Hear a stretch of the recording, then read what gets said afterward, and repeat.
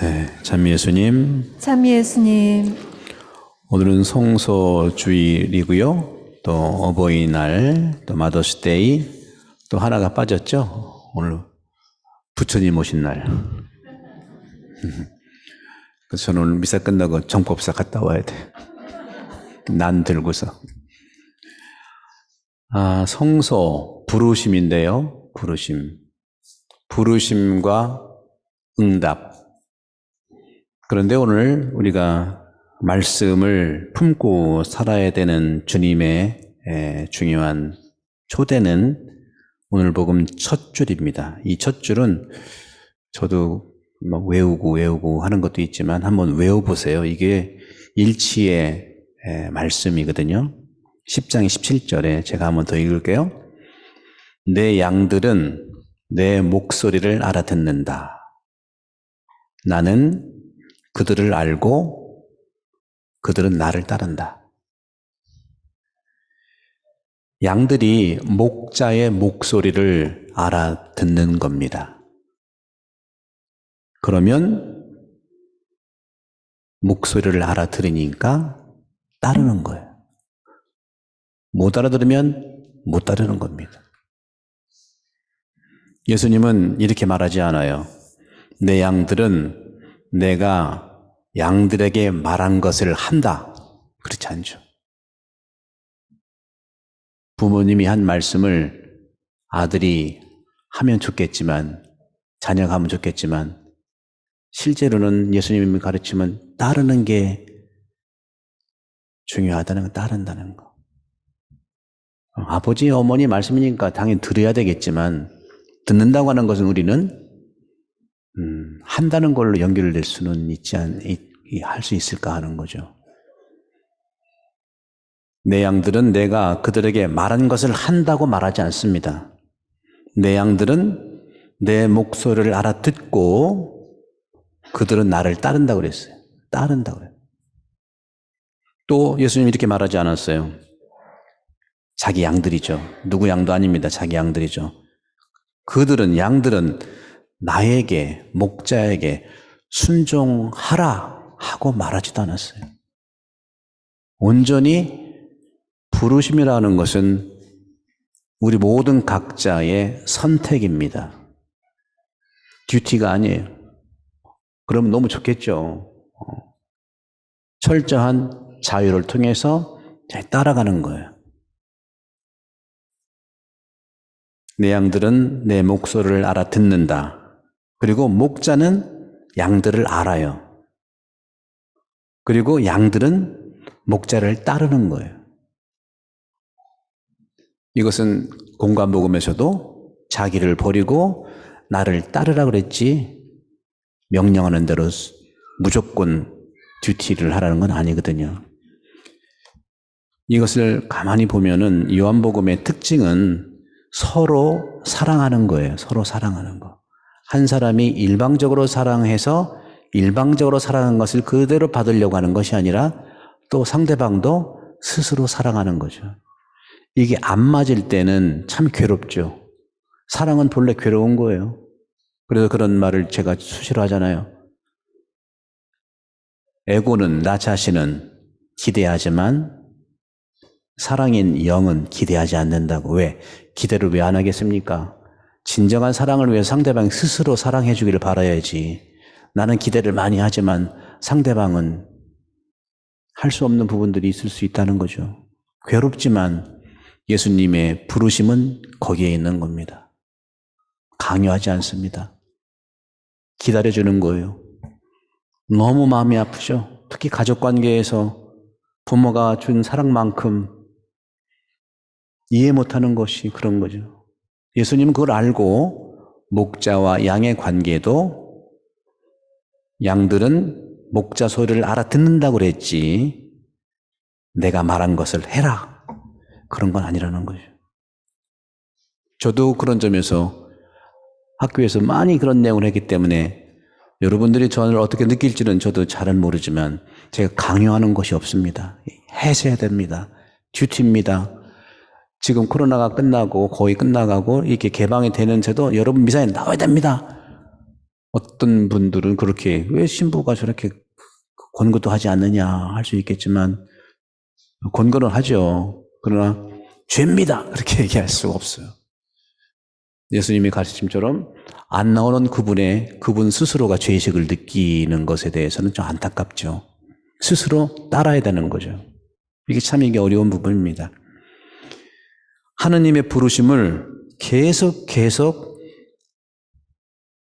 알아차리듯이 우리도 예수님의 이 말씀, 뜻, 목소리를, 우리도 예수님의 목소리를 듣고 그분을 따르는 겁니다.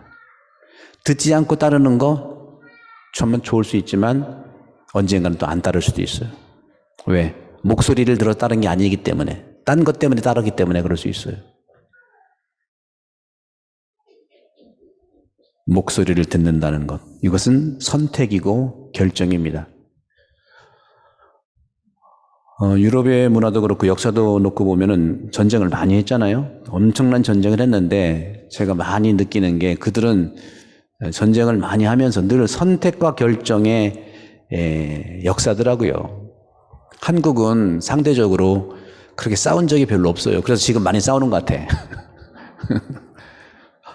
언제도 말씀드렸지만 공식적으로 우리나라가 외국을 쳐들어간 적은 없고 한 번도 없고 그것도 위화도 회군만 한 번에 쳐들어가 본 적 없고 오히려 침략만 당한 게 996번이 침략을 당한 거예요. 공식 비공식 합쳐가지고. 그러니까 얼마나 우리가 겁먹고 눈치 보고 불안하겠어요. 그러니까 서로 아웅다웅하고 우리끼리 싸우는 거예요. 유럽은요 전체 역사가 그냥 전쟁의 역사예요. 아주 치열할 만큼. 그래서 그런지 이기고 지면 쿨하게 받아들이고 물론 마음은 아플 수 있겠지만 그런 부분이 아닌가 생각을 해봅니다. 그리고 스스로 예수님의 토대를 두면서도 스스로 선택하고 결정하는 그 가치가 우리에게도 필요한 것 같다. 선택하면 존중하고 결정하면 받아들이는 거. 이 부분이 예수님이 말씀하시는 우리 오늘 부르심에 대한 주님의 초대 같아요. 착한 목자는 그렇게 하는 것이죠. 오늘 이 말씀은 착한 목자 이미지예요. 악한 목자는 그렇게 안 하죠. 명령하고 지시하고 따르지 않으면 벌점 주고. 착한 목자는 끊임없이 기다리는 거예요. 따를 때까지. 미국의 어느 대통령인지는 기억을 못합니다만은 하도 대통령직을 잘하니까 기자가 와서 물어봤어요. 그분이 이제 2차 세계대전 때도 훌륭한 그런 작전을 펼친 분이라고 하는데 기자가 와서 물어봤어요.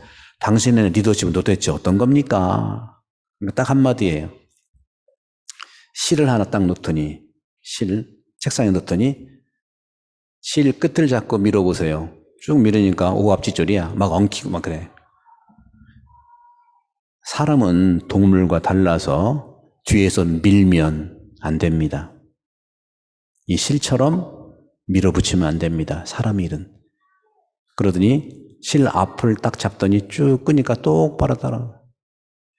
사람은 뒤에서 몰아붙이는 것이 아니라 솔선수범하는 겁니다.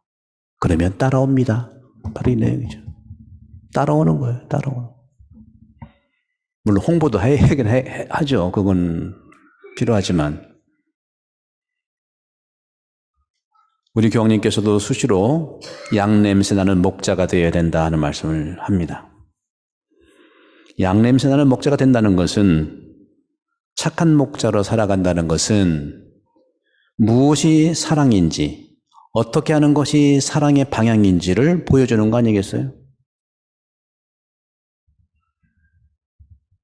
그래서 양들이 사랑과 봉사로 잘 자랄 수 있는 것. 그런 점에서 사랑과 봉사에 가까이 경험할 수 있도록 환경을 만들어주는 것이 착한 목자인 것 같아요. 사랑과 봉사에 가까이 있어야 되는데 우리가 그러지 못한 것이 어떤 걸까? 그러지 못한 것들을 잘 따르기 위해서 아는 것도 중요해요. 내가 정말 사랑 그리고 봉사에 대해서 사랑과 봉사를 가까이 하지 못하는 것이 무엇냐 하는 것도 알아들어야 될 거 아닙니까? 그 얼굴을 우리는 알아차린다는 거 식별이라고 얘기를 하죠. 그러면 사랑과 봉사에 가까이 가지 못하는 게 무엇일까?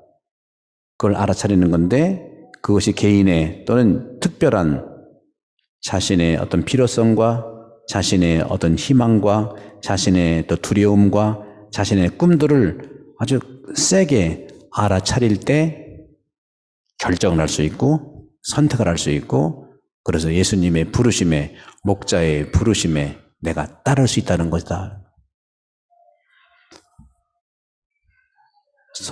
미사서두에 말씀드린 것처럼 한국만이 아니라 전 세계적으로 사제성소, 수도성 급감하는 것은 어제 오늘의 일이 아니죠.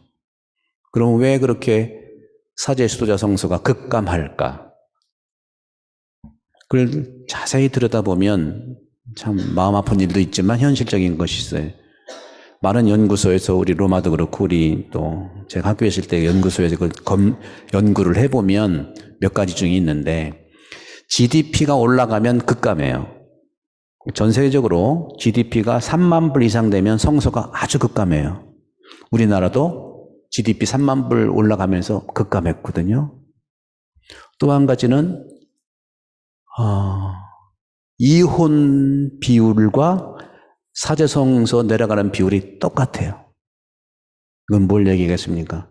사제 수도자 성소는요, 가정에서 나오는 것이기 때문에 어려운 일이지만 가정에서 부모가 이혼했을 때 사제 수도자 가는 경우가 극히 드물다는 것이 해석될 수 있지 않겠습니까? 부모님의 사랑을 충분히 받고 거기서 아까 말씀드린 대로 사랑과 봉사에 가까이 있을 때 그걸 느끼는 건데 가정에서 부모의 사랑이 정말 결핍됐을 때 할 수 없는 것이죠. 오늘날 현대세계로 가면서 이 이혼율이 얼마나 많이 일어납니까? 그 이혼율의 증가와 사제 수도자의 성소의 증가가 아니라 반감이 완전히 같은 비율로 반대로 드러난다는 것이 연구 결과 나왔거든요. 그런 점에서 우리는 가정에서 기도하고 정말 목자의 목소리를 알아듣는 기도와 또 말씀을 중심으로 하는 것, 이것이 부르심의 준비라고 생각을 합니다. 사랑하는 형제자매 여러분, 수도성소, 사제성소 우리들에게 절실히 요청되죠. 특히 가톨릭은 사제 수도자가 없으면 미사라는 것이 이루어지지 않지 않습니까? 그런 점에서 사제 수도자를 위해서 열심히 기도해 주시고 여러분 가정에서 우리 예쁜 우리 자녀들을 많이, 호주는 한국보다 자녀들을 많이 나니까 기도 많이 하고 제가 본당 신부로 있는 동안에 아들 신부 좀 만들어 보려고 했는데 참 아직은 희망은 있지만 평생 제가 아들 신부가 한 명도 없어요. 학교에만 오래 있었기 때문에 네. 제자들도 참 훌륭하지만 아들은 더 훌륭할 수 있더라고요. 아들 좀 이렇게 만들어 주실래요? 외롭지 않게. 네, 웃은 것은 긍정으로 보고 네, 제가 신청 받겠습니다. 여러분 손주나 아들, 딸들 중에 사제 수도자를 원하시는 분은 말씀해 주시면 제가 아주 기도하면서 잘 인도하도록 하겠습니다. 사제 수도자 또 우리의 성소를 위해서 함께 기도하는 오늘 이 시간 대결을 함께 초대하겠습니다.